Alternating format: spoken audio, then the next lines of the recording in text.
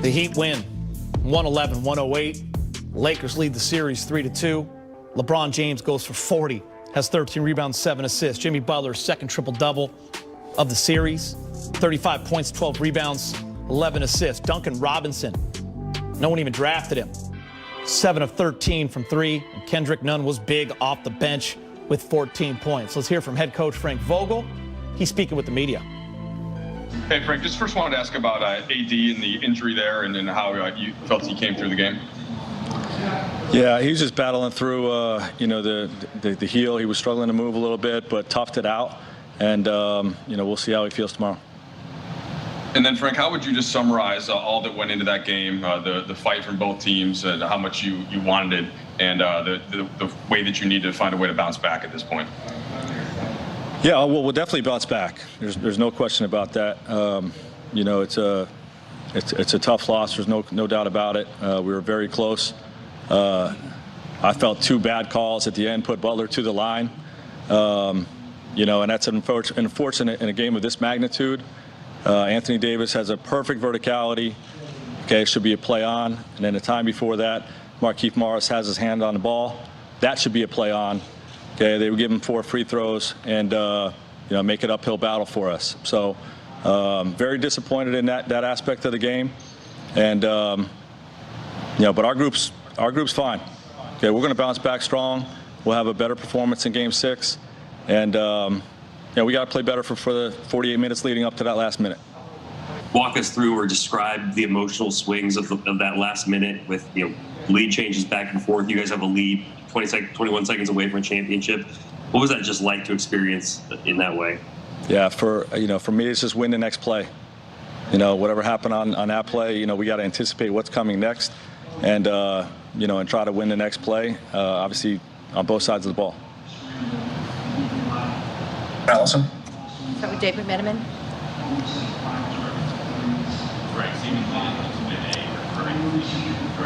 His career where people scrutinized his decision-making late in games because superstars before him were always taking a shot late in the game, it seemed like, and he found Danny with an open shot. Can you just break down that play from a basketball standpoint and how you felt about it as a coach getting that shot with the chin? Yeah, he was ready to take on the whole team. He had 2 guys on him. A third defender came.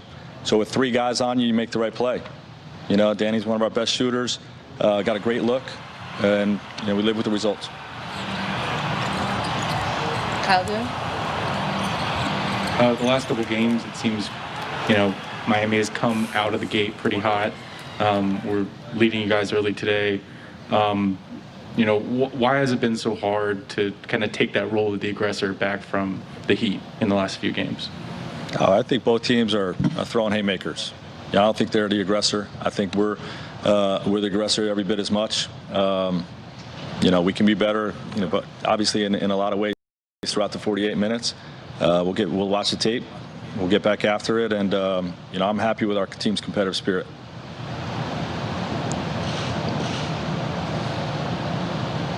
Okay, I think we're good. Anything on your end, Will? I think we're good. Thank you. All right. Thanks, Frank. We welcome in Allie Clifton. Please, your thoughts. I think you guys started the show with exactly what it meant tonight. Jimmy Butler and the Miami Heat do not care what anyone thinks about this series. It's something that has been embedded in their franchise. It's a part of their culture. People hate the word culture when it comes to the Miami Heat, but that's who they are. It starts at the top. I think what's been so interesting and fun, actually, when it comes to the finals, and this is the competition you love to see that starts with Jimmy Butler, is that he's been preaching this since day one. He said it. We have to be near perfect for 48 minutes every single game to beat this Lakers squad. We understand that. But after game 1, he says, backs against the wall, no one believes in us, yada, yada, yada, quote, we'll win game 2. They don't. But then he comes out, he puts up a 40-point triple-double in game 3. They're now down 2-1. Heading into this game, they're down 3-1, and he says it's either win or win. It's not win or go home. It's the mindset. He talks to Rachel Nichols right after the game. The first thing he says about Duncan Robinson, he's going to be the reason why we win game 6. There's a belief. There's a mindset. Yeah. And we've talked about it with LeBron's post-game walk-off in game 1. The first thing he said was about the toughness and the desire and the will and the want that you have to match when you face a team like the Miami Heat. You have to become, you have to be ready to play. and you have to show up, or it's going to be a series, and that's what we got. Yeah, I believe Eric Spoelstra said we don't care about S blank, blank, blank. And they don't. Yeah, beep, beep, beep.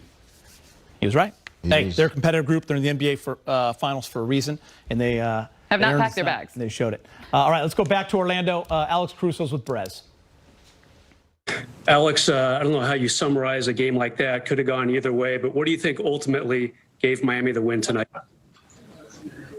I think we just waited too long to start playing. I bring the basketball, which, we were kind of just trading punches, going back and forth through the game. We get close and then make a couple of mistakes, and they'd extend it back to 7 or 8, and we get close again. They do the same thing, and then finally we took the lead, and then just want to play short at the end. What was the locker room like right now? Resolute or kind of quiet or somewhere in between? We'd rather be celebrating and cheering right now. We'd rather have won. So that's how the locker room is. And what can you possibly say about Jimmy Butler? I mean, the guy played really well for them. Obviously, LeBron played great for you guys, but Jimmy, thanks tonight, didn't he? Yeah, he had another good game. Just being really aggressive. Just rebounding kind of got him going, and then I think we lost our shooters too much a couple times as guards, which helped him get his assists up. He's got to do a better job of competing and limiting his effectiveness. All right, let's go to Brad Turner. Alex, one thing you guys have talked about all series long is taking care of the basketball.